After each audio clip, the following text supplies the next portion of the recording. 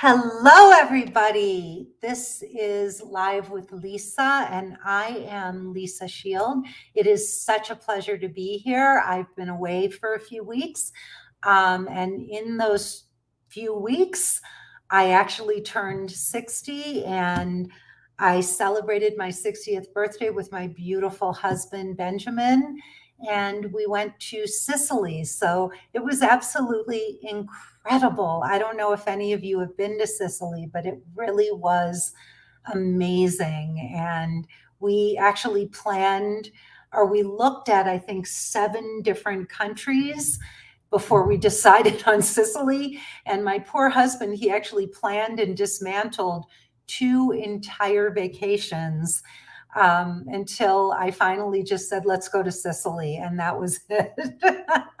And it was a great choice. We had a wonderful, wonderful time. And then we also celebrated our 19th anniversary, our 19th anniversary of our first date and our 17th anniversary, wedding anniversary. So this has been a really wonderful year, and September, August and September are always terrific months for us. So yeah, it's just been amazing. And I think, it's almost impossible to believe that we have spent the last 19 years together. 19 years, and it's gone by in a heartbeat. I can't even believe it. Time really does fly when you're having fun. So, yeah, it's just been absolutely extraordinary. And now my husband has his birthday. So the end of August and early September are really big, is a really big time for both of us. His birthday is in 2 days. So, wow. All right. Well, it's a pleasure to be back. And today I'm going to talk about something that I know is a big topic for a lot of you, and that's developing a secure attachment style. Many of us, whether it's because of our parenting or it's because of a bad relationship, something happened along the way that really broke our spirit or caused us to mistrust other people, the opposite sex, we develop over time what is called an insecure attachment style. And attachment theory is becoming more and more popular, more and more people know about it. I feel that it's almost impossible to date successfully and choose a partner and have a truly wonderful relationship if you do not have some understanding of attachment theory. I think that this is absolutely essential to being able to go out into the dating world and pick a partner. So in my 12-week Emotionally Naked Dating course, this is one of the key pieces of what I teach in the course. In the first month of my course, we dive deep into attachment theory. There is a wonderful book that I recommend that everybody read, and the book is called Attached, and I'm going to put it here. The book is called Attached, and the author is Amir Levine. There's actually 2 authors, but the one I remember all the time is Amir Levine. And it's really important that you understand attachment theory because you are going to have to sit across from someone on a date. And first and foremost, you are going to have to be able to control your own anxiety or your desire to withdraw. When you get some people, when they start to get close or get attached to someone else in an intimate relationship, some people become very anxious and some people push away.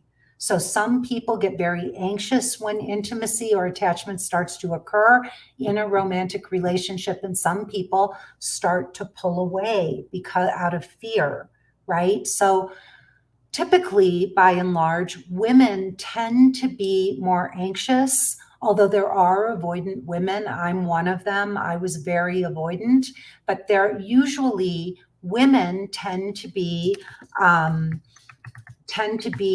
more anxious, and men often are avoidant. Now, it can be switched, but those would be predominant, right, for each one of the sexes. One of the reasons we're taught not to pursue men is because women get very anxious, we get very controlling, and we push men away. Another reason that it's not great to be anxious, besides the fact that it just sucks to do that in a relationship, is that when we're anxious, we tend to attract the wrong men. So anxious and avoidant people are attracted to each other. It's really hard if you're anxious or avoidant to have a relationship with a secure person, because a secure person isn't going to hook into that energy. Someone who's secure, like me, like I am now, if I met somebody who I identified as anxious or avoidant, I would walk away so fast that person wouldn't know what happened, right? And I would be able to identify very quickly what that person's attachment style was. Now, many of you will say, well, how do I tell? How can I tell if a man is emotionally available? And, if I'm going on a date, how do I know that? Well, attachment theory gives us a lot of insight into that subject.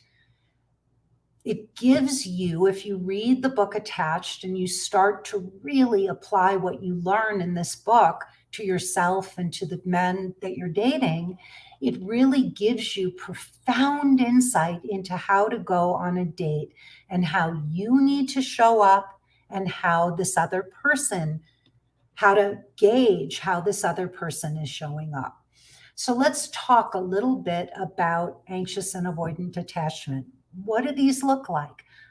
Are any of you, does anybody who's listening right now know what your attachment style is?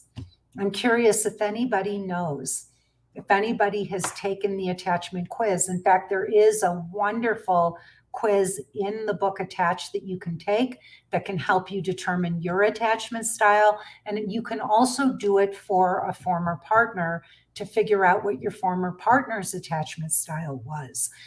This is really important. Now, when I do, when my clients in my 12-week program, when they do their attachment, when they do their work in week 3 of my course, one of the things that we do is we do a very long inventory where we look at every relationship my clients have been in. And part of that inventory or that history is to look at the attachment styles, what your attachment style was in that relationship, and what your former partner's attachment style was. This is very important because you start to see repeating patterns in doing that. You will start to see, wow, I was anxious in almost all of my former relationships, and wow, look at that, my boyfriends were all avoidant. Or maybe if you were avoidant, you will see that you attracted some secure or some anxious men. So it's very, very important to start to look at not only who the guys you're currently dating, what their attachment styles might be, but also to know the attachment styles of your former partners. This is very important, and to identify what your attachment style was in that relationship. Something else that's very important, to look at the attachment styles of your parents. This is key because our parents have a huge influence over who we choose as partners and how we show up in our relationships. This is key. So in my course, we put all of these pieces of the puzzle together, and putting this puzzle together is life-changing because most of us never do this work. We're operating blind. We're going on dates and we're just hoping for chemistry. We have a list of criteria that we want in a partner, but we have no idea how to even assess if this person is anxious, avoidant, or secure. Now, there are other iterations of attachment styles. There are anxious avoidant people as well, but mostly people tend to be anxious avoidant or secure. Let's talk about what it looks like to be an anxious attacher. Any anxious attachers listening right now? Because I'm sure you know who you are. When the intimacy starts to build, when you really like somebody, what happens? You start to spiral out of control. You start to question everything, you second guess things. Does he like me? Doesn't he like me? Why didn't he text me? Why did he look over at that waitress that way? You start to second guess and analyze everything. You start to feel insecure. If he calls, if he doesn't call, if there's a day or two that go by where you don't get any texts, you start to go ballistic. Maybe you even start texting him like a mad woman, or you start calling all your girlfriends and you start overanalyzing and overthinking things. And then you start to have what are called protest behaviors. You start to act out in ways that are not even normal for you. You can be a high-powered businesswoman and you can be in control of a whole team of people. And then suddenly here's some guy that you like and you're going ballistic. And you start doing what are called protest behaviors. You start to question him and sabotage and, second guess things. And that starts to cause the guy to pull away. Have you ever been around somebody who's super anxious? Because if you have been, your natural inclination is to want to distance yourself from that person. Why? Because they feel super needy. It is very uncomfortable to be in a relationship with someone who is anxious. And a lot of times, people who have high anxiety are also codependent. They need a tremendous amount of reassurance in order to feel safe in the relationship. He should be texting me more. Why isn't he asking me out? I need to know when the date is. He asked me out for Friday, and it's Wednesday and I haven't heard from him. And you start to have all these rules and all these things that, he should be doing this so that I can feel less anxious in the relationship. And you start asking him, can you text me in the morning? Can you do this? Can you do that? And all of those things are attempts on your part to get the guy to try to make you feel less anxious. All of that is going to drive men away. And I'm sure many of you have experienced that. It's unattractive. It feels awful for you. And it's also uncomfortable for the guy on the other side, especially if he is a secure guy and he really is interested in getting to know you and you're questioning him and second guessing things. Men will pick up on this anxiety. They will pick up on it. Trust me. You can do everything on your end to try to hide it, but men can see it from a mile away. So let's talk about avoidant behavior. Lisa said that she's avoidant. She's an avoidant in recovery. I love that. So let's talk about people who have an avoidant attachment style. Lisa wrote that I just had my first brief phone conversation with a man I met on Bumble, and he already said he wants to build a long-term relationship with me. We don't even know each other. Ugh. Lisa, that's a great example of what? What would that be? Anxious or avoidant? I'm going to guess that he's avoidant. So what happens with avoidance? Well, this is the tricky part about this. Avoidance come on hard and fast and strong. They come on hard and fast and strong. These are the guys that sweep you away. Yep, they do something called love bombing. So avoidance will come at you like nobody's business, and they will tell you everything you want to hear. They will, you want to have kids. Oh my God, I want to have kids. Do you want to get married? Hell yeah. Like, I'm just looking for my wife. I can't wait. And then they will start telling you, oh my God, I've never felt this way about anybody. I think I may have found my person. But they do something called love bombing. They come on so strong, and they're telling you so many wonderful things, but things that have no basis in reality. They don't know you yet. They haven't even gotten to know you.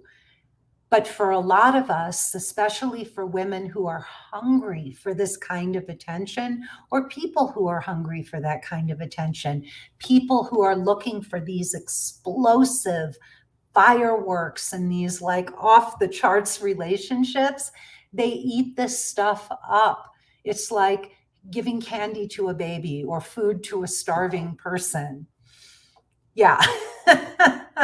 It's absolutely insane. But a lot of us fall victim to it because we've seen way too many Disney movies or love stories, and we think that this is how it's supposed to be. We think that we're just going to meet our person and it's going to be kismet, and we're going to feel like the two most special people in the world. And trust me, if it feels too good to be true, it is. But what happens is, and this is the really sad part about avoidant behavior, is that when a man or a woman is avoidant, what happens is in the very beginning, they tell you they're just totally into you. They tell you everything you have been waiting and wanting to hear. And then as soon as you start to attach, as soon as you start to believe this person and think, wow, maybe this is my person, maybe this is real, and you make a decision, you start to decide that you want to go for it, they start to pull away. They start to distance themselves. Suddenly, this person who was so into you and thought he'd met the love of his life grows cold. And this can happen very quickly. They can go from hot to cold in a flash. And what's really painful for many of us who have been in these kinds of relationships is that we don't really know what happened. And if we are sincere about what we've been saying and doing, then we start to blame ourselves. We start to think, what did I do? He was so into me. There's a fabulous book that was written probably over 20 years ago. It's called Men Who Can't Love. And if you've ever been with an avoidant, this book is the most brilliant description of avoidant behavior that you've ever seen. It is just textbook, the way the author describes this. The author is Stephen Carter. Yeah, it's just unbelievable how accurate this is. So I was dating a guy right before I met my husband, Benjamin.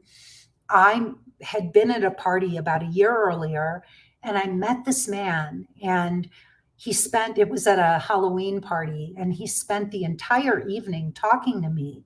And then somewhere, probably an hour and a half into talking, just being mesmerized and captivated by me, his girlfriend walks up and she is pissed. And she grabs him and she pulls him away. And that was that.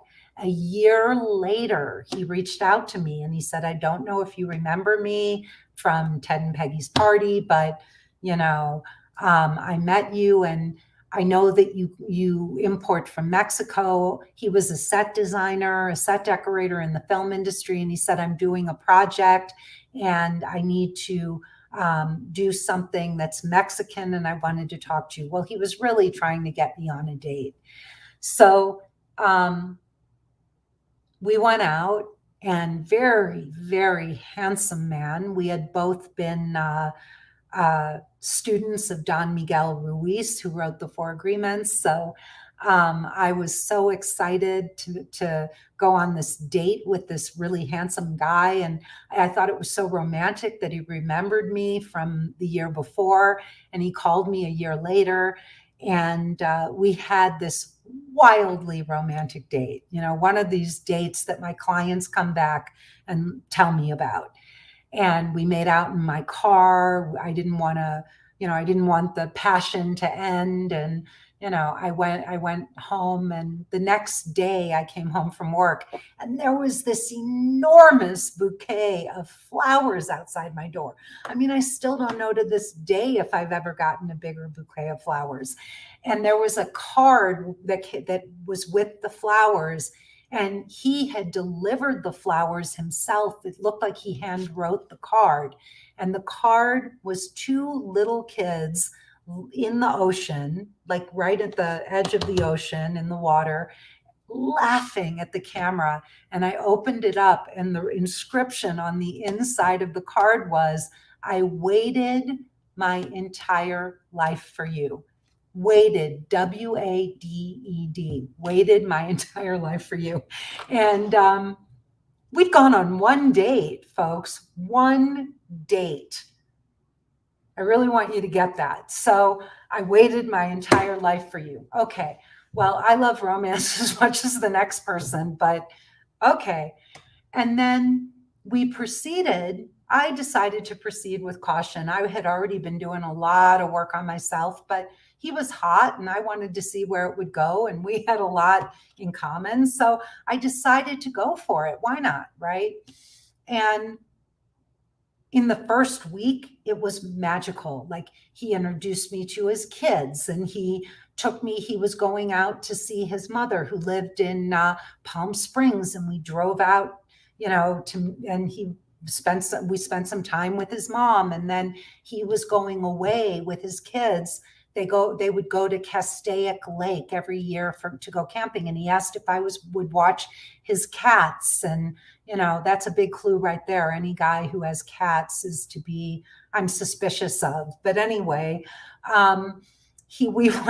so he gave me the keys to his apartment and asked me if I would watch his cats while he was away. Well, I found out that while he was away, he had gone with a female friend. Now, I don't know if she had kids, I can't remember, but he said, "Oh no, I've known her for years," but he didn't tell me until after the fact. It was kind of weird. So there you go. But on the first date, he had said to me, on the very first date, get this, he said, "I have 2 tickets to anywhere in the world. Where would you like to go?" And I was like, wow, I haven't traveled with a guy in a long time. I've traveled the world by myself, but I haven't gone with a guy. That would be a blast. And here he's offering me 2 tickets.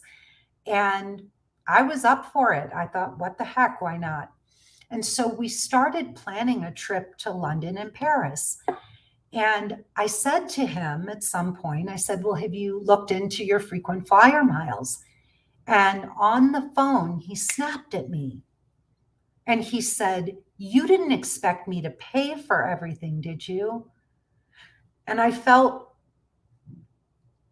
blindsided, right? Like, he had offered these tickets. We were going on this trip because he had suggested this. I wouldn't be going otherwise. And I certainly, I didn't expect him to pay for everything, but we were going because of him. He had suggested this. And so I said to him, I didn't want to react. I was working very, very hard not to be reactive, because I had, been very like a trigger finger in the past, and I didn't think men found that attractive. So I very quickly said to him, "Oh, you know what? I have something I have to take care of. Let me call you right back." Put the phone down, and I sat with myself and I said, "Lisa, this doesn't feel good. This doesn't feel right. Here's this guy. It was his suggestion. And now he's accusing you of wanting to pay for everything." So I thought but I haven't traveled with a guy in years, since my ex-husband. It would be so wonderful to go away with somebody that I'm excited about, and I'm going to do it. I said, "I know it's a risk, but I'm going to go ahead and go for it." So I called him back and I said, "Look, I never expected you to pay for everything, but we're doing this because you offered that you had these frequent flyer miles and that you would get the tickets. And I said, if I'm going to go away, I'm going to go to Vietnam because I was importing from Vietnam. I said, that I can write that off. It's a business expense. And if you want to join me on a business trip, that's fine. But, and he said, well, I decided to take my kids to Italy. And I said, that's fine if you had a change of heart or whatever, but you needed to let me know that. And so we wound up going to Vietnam and Cambodia. And I have to say that I'm really, really grateful that we went to Cambodia because I got to see Cambodia at a time when it was not overrun with tourists. It had really just started to open up and it was magical. I mean, Cambodia itself was magical, but the part of the trip with him was abominable. And he actually said to me, I will never forget, he said, have you ever really felt deeply connected to someone? And I said, well, of course I have. And he said, I never have. And that right there was my sign. I mean, there were lots and lots of signs, but that really jumped out to me. And I said, there's something wrong with this man. I didn't know about attachment theory. Attached hadn't even been written, but I knew that there was something seriously wrong with a man who's admitting to me that he has never really felt a deep attachment to anyone. And it just went downhill from there. He would be walking around as if he was on his own vacation and I wasn't even there. He paid almost no attention to me. I mean, it was a nightmare, a nightmare. And we came back, and I think I saw him one time when we came back. I was at his house and I was going to stay over. And we were talking about something, and he blew up at me and he said, "You're just like my father." And I was like, whoa, wait a minute. He said, you're so condescending. And I was like, okay, this is not cool. I got up, I went into the bedroom and I laid down to go to sleep. And he came in, he turns on the TV and he lays down next to me like this with his arms folded. He's watching TV. I'm sitting in bed. I'm in bed next to him. And I'm thinking, if this is 6 weeks, I don't want to see 6 months or 6 years. I waited for him to fall asleep. And the minute I thought he was asleep, I grabbed my stuff and I hightailed it out of there. I went home. And this is the part I really want you all to hear, because this was really, for me, it was a real turning point in my whole anxious avoidant dating dynamic. So I have never felt like I was a better version of me than I was in that relationship ever, because I really kept my cool. I didn't get bent out of shape. I wasn't an emotional wreck. I dealt with my own emotions. I didn't, get messy with him and whatever. I just walked through it. I observed, I paid attention, and I got myself out of it faster than I've ever gotten myself out of anything before, cleanly and clearly, with a clear conscience. So this was the kicker. The next morning he called me and he said, "You left in the middle of the night." And I said, "Yeah, I did." And he said, "Well, I wanted to talk to you before I end this." And I'm thinking, well, I'm the one who left, but I was done being right. And I just figured, whatever. And I said, "Sure, what did you want to tell me?" He starts to do a character assassination of me. You're arrogant, you're this, you're that, whatever. He starts going down. It's as if he had written a list of this stuff. And I don't know, it felt like he went on for 10 minutes, just telling me all the things that were wrong with me. Normally in the past, I would have gotten so upset. I would have been hurt. I would have been indignant. How can you say that? And I would have also gotten upset with him. I would have started poking at him and throwing insults at him. How can you say that? You're such a jerk and whatever. I just sat there and listened. When he was all done, I said to him, wow, you don't like me. And he said, well, what are you going to do about this? And I said, well, I don't want to be in a relationship with someone who clearly doesn't like me. Now, I had no script for this. I had no idea what I was going to say. But I was like, I don't want to be in a relationship with someone who doesn't like me. And he said, well, are you going to talk to somebody about this? Like he's provoking me and trying to hook me into a fight. And I said, you know what I'm going to do is I'm going to hang up. I said, I'm certainly open to feedback, but if someone's going to give me feedback, I feel it should be delivered in a productive way. And I just said, you know, I'm going to hang up the phone now. And I said, I just want to wish you the best. And I hung up the phone. A few days later, I got another email with more stuff. You know, he had more time to think about it, more stuff he didn't like about me.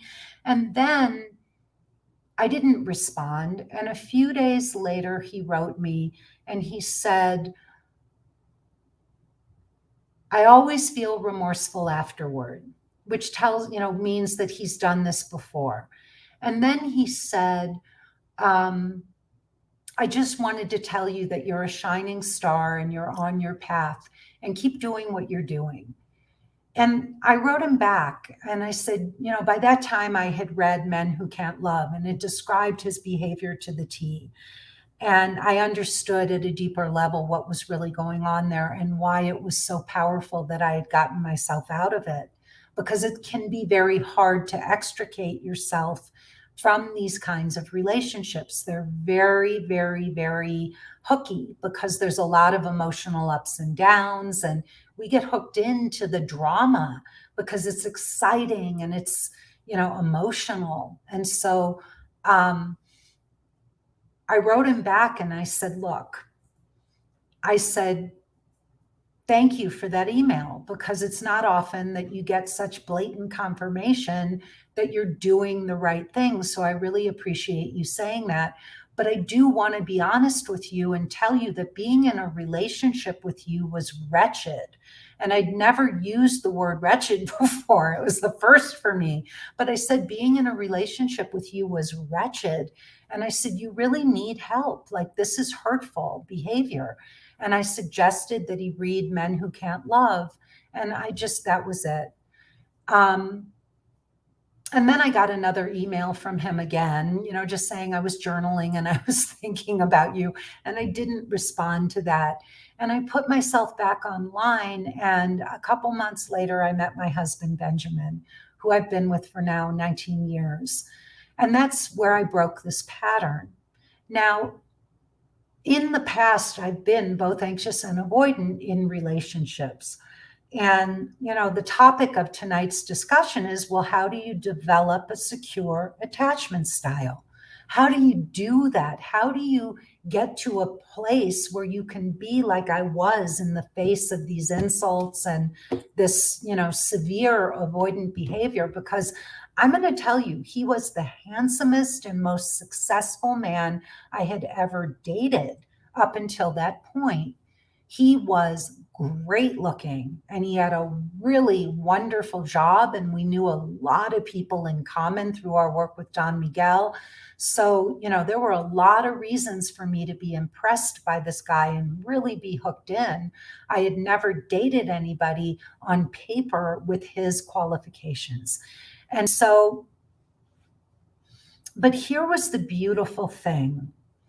I had recognized, now I had never read Attached at the time, and I didn't know that I had this anxious avoidant attachment style, but the men who liked me and showed interest in me, I wasn't interested in them. I found them boring. I didn't want to, they weren't interesting to me, and they weren't interesting because they didn't feel like a challenge. The ones who I really liked, I would get anxious. I would go ballistic. I was a nutcase. I would obsess over them. I remember nights sitting and drinking and smoking cigarettes and like obsessing over why hasn't he called me, and, we've slept together and I can't believe that he's not calling me again. And, what's going on and whatever, wanting to chase after guys. And so I really did exhibit both behaviors in the extreme. And I started to look at this and I said to myself, I said, Lisa, you have to stop looking for reasons to run away or push men away. And you have to look for reasons to stay. You've got to start to learn how to have both feet in.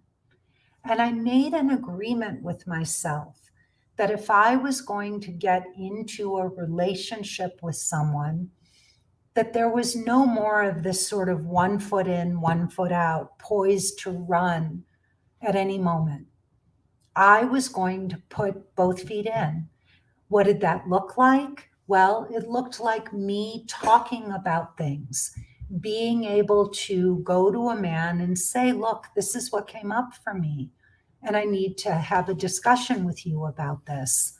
It meant that I would start to open up and not just make these unilateral decisions and decide, yeah, this isn't going to work. And then I would just leave and pull away, or this guy's boring or whatever. I started to learn how to take down my emotional walls. Now, I'll tell you something about taking down your emotional walls. When you do it in the right way with the right man, it's actually very sexy and it's very exciting. But the difference is it's exciting in a very real way. It's not exciting in this fake way, like, oh my God, look at us and let's have sex and let's rush into something and let's be chaotic and let's be unconscious. There is something very sexy about entering into relationship consciously and maturely and walking through our fears of intimacy and letting someone see who we are. Now, what's really titillating about that is that in some ways, it's about you being willing to open up to a man, taking down your walls, allowing this man to see you, and then sit back and see if he wants to continue to get to know you. And this is very vulnerable, but vulnerability is sexy and it's real and it's exciting if you do it in the right way.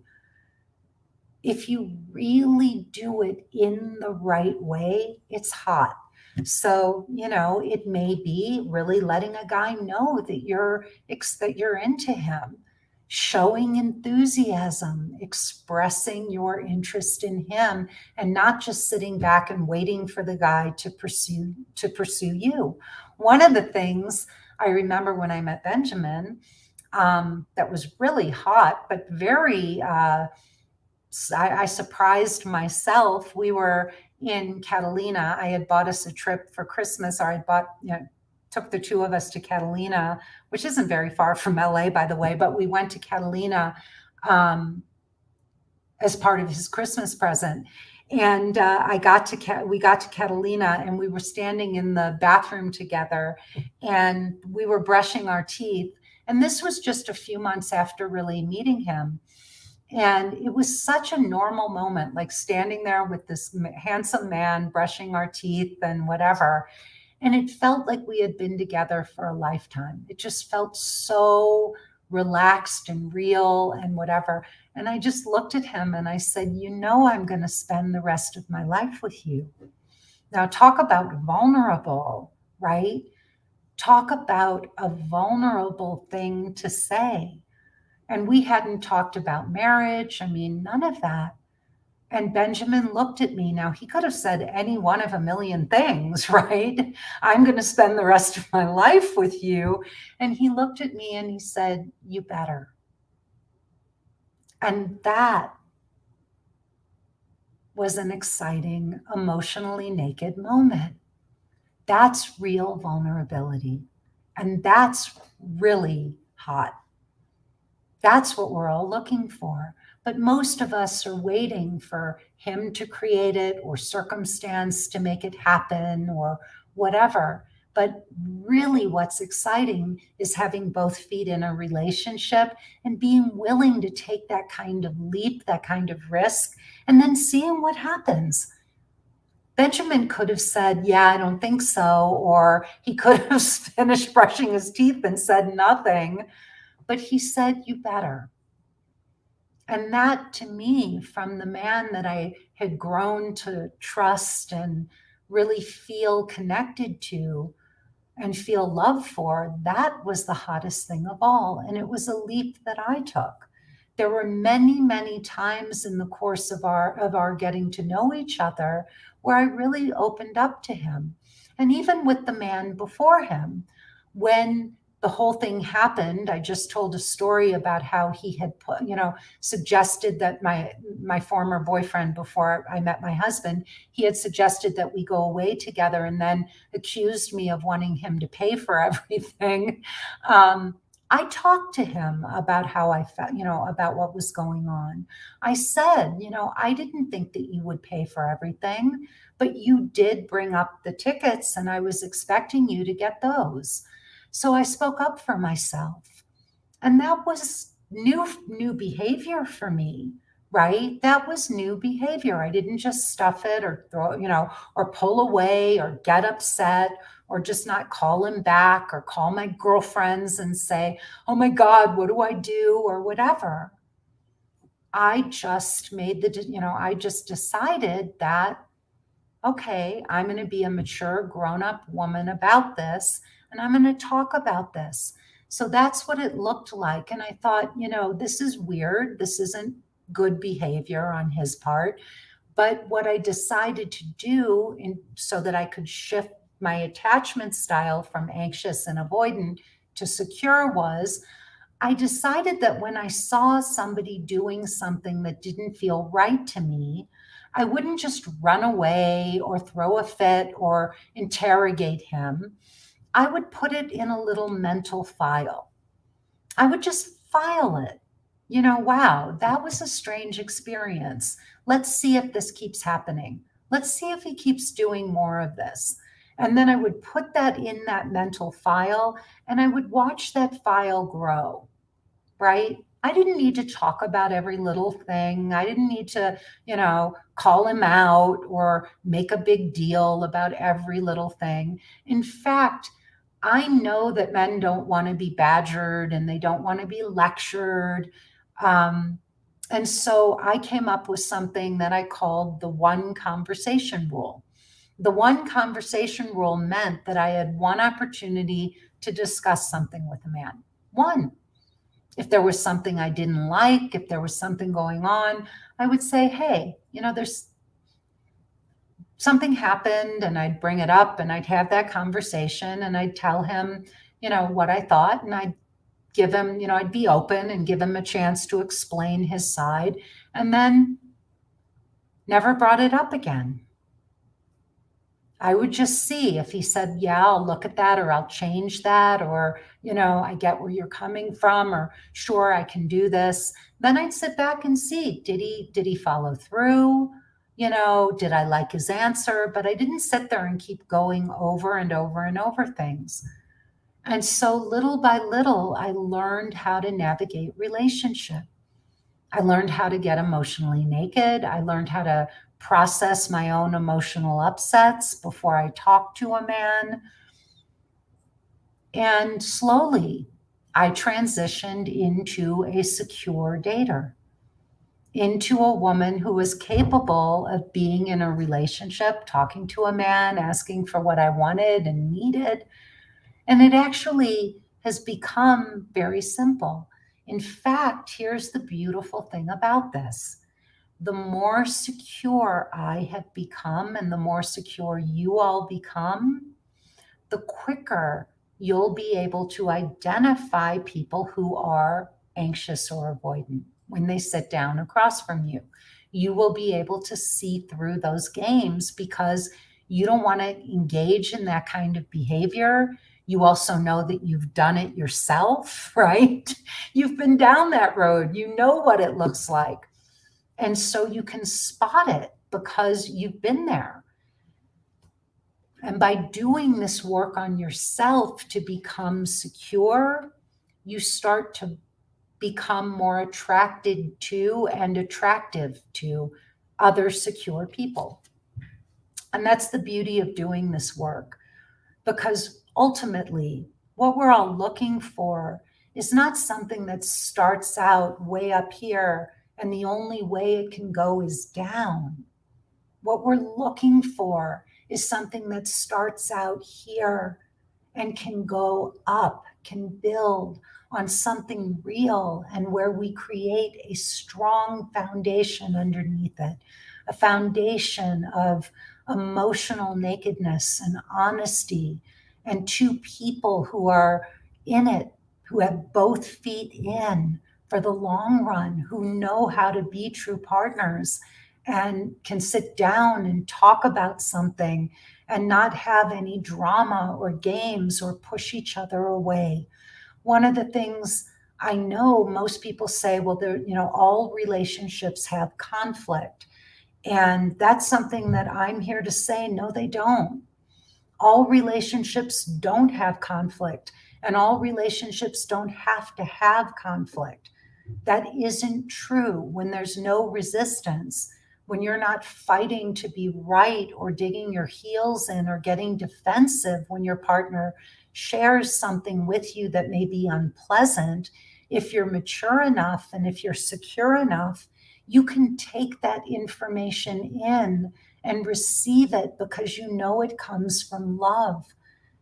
You can welcome that kind of feedback and not have to run away from it, and know that you can listen to your partner and that your partner will listen to you. And when you do that, there is no conflict because you don't have two people resisting each other. Conflict comes from resistance. It comes from me needing or feeling like I need to defend or explain myself to my partner. If something went wrong, I don't need to explain myself to Benjamin. He knows who I am. He knows where my heart is. He knows I would never intentionally say or do anything to hurt him.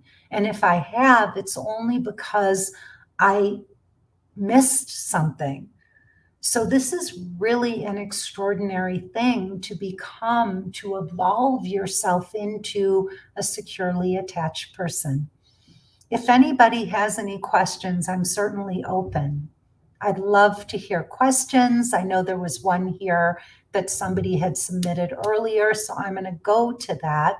Catherine said, my ex keeps coming over at least once a month to help me with a repair on my house or just to take me out. I've been telling him he doesn't need to come over, and he says he wants to, though. I've noticed he has been saying lately, what am I going to do for him? I told him we are not in a relationship. He said everyone you talk to is in a relationship. Then he says, am I just a taker or am I a giver? And if it makes me mad that he is saying that, then that is my answer. Catherine, this is just so highly manipulative. It's so highly manipulative. And you have a right to put a stop to that behavior. You don't have to engage in this. You don't have to let him come over. You don't have to respond to him. You don't have, you can block his number. If this keeps happening, it's also partly because you're engaging in the behavior and allowing it to happen. And you need to ask yourself why. Why do you do that? And then why do you let him gaslight you that way? Because that's an example of gaslighting. He's doing this and then he's turning it all back around on you. And that's what's called gaslighting. So you have to ask yourself, why are you putting up with this? Why are you letting him do that? I don't know, but that's something for you to answer. You're not being mean. You're not being a bitch. If you draw a clear line and he doesn't respect it, and then it keeps going on, it's because you're allowing it to happen. So you've got to make a boundary there and cut this guy off and not look back.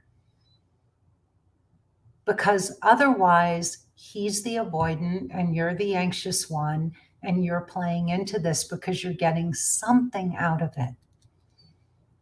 So, yeah, I would cut him off. Any other questions? Anybody else? How do you suggest I respond to this guy who I just spoke with? Should I let him know that I want to get married? Lisa, I wouldn't respond to him. I would cut that thing off. He sounds like a jerk and an avoidant. He's coming on too strong and he's assuming things that he shouldn't be assuming. I mean, I wouldn't continue this at all. I would cut this thing off and just say, next. I think you know what's going on here. You don't need any further evidence. I don't know why you would even want to continue anything with this man. So, he sounds avoidant and there's nothing to say to him. He's inappropriate. He booked a flight for next week to meet you without having spoken to you. And yeah, it doesn't sound good. Yeah. Any other questions?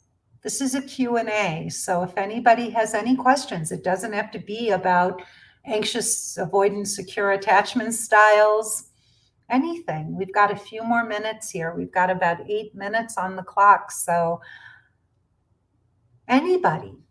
Any questions? Juliana, it was wonderful to see you on the call last night.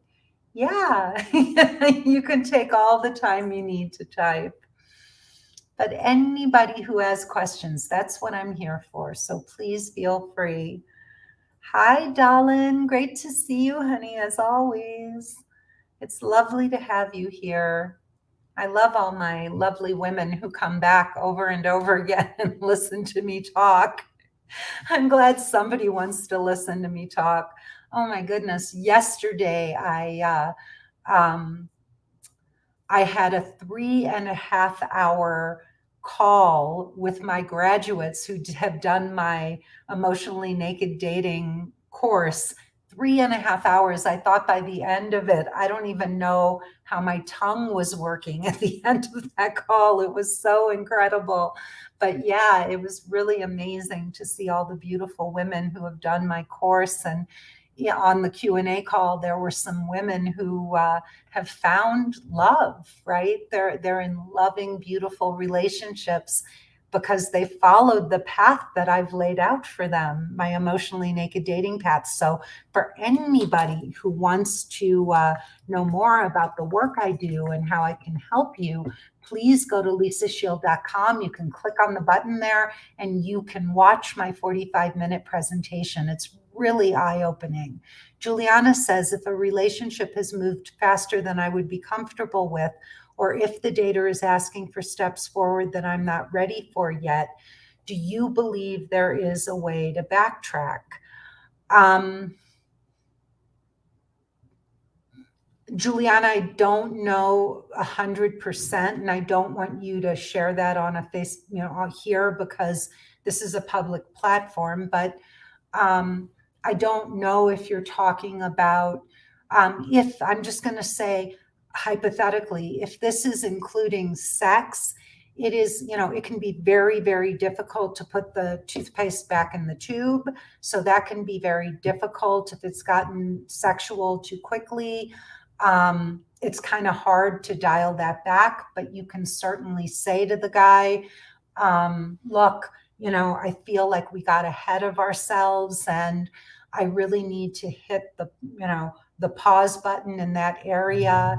And it would be really lovely if we could take some time to get to know each other. I've rushed into things too quickly in the past, and I'm looking for something lasting. And so he will have to decide if he's willing, to wait and not keep pushing that agenda. But if that's what you're referring, if it's something along those lines, then yes, it's a tough thing to do.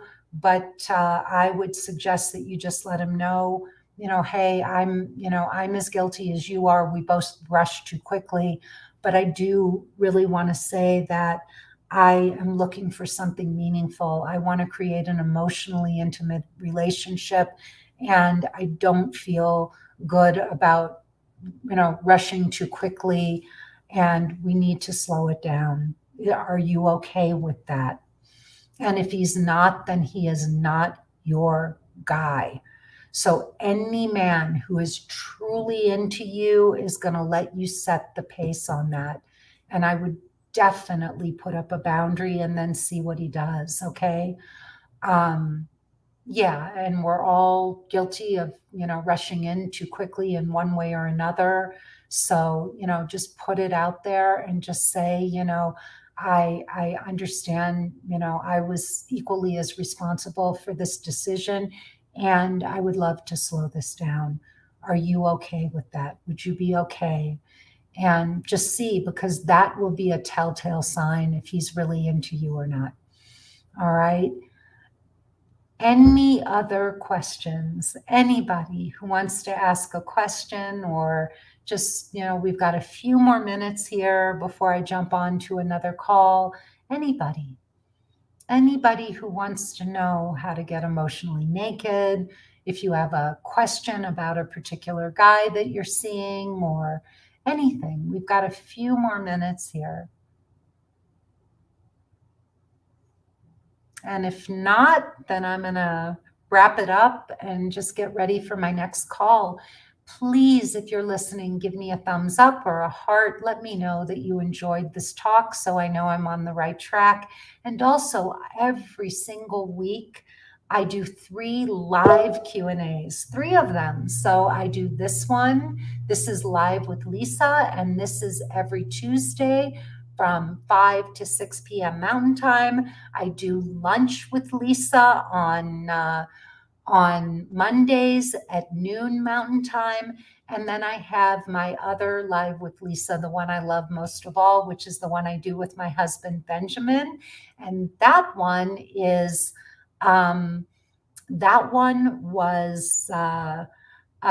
is on Sundays, and that is from 10 a.m.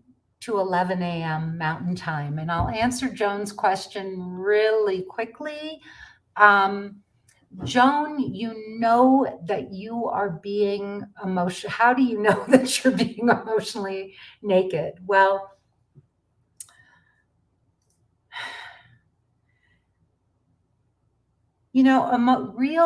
genuine emotional nakedness is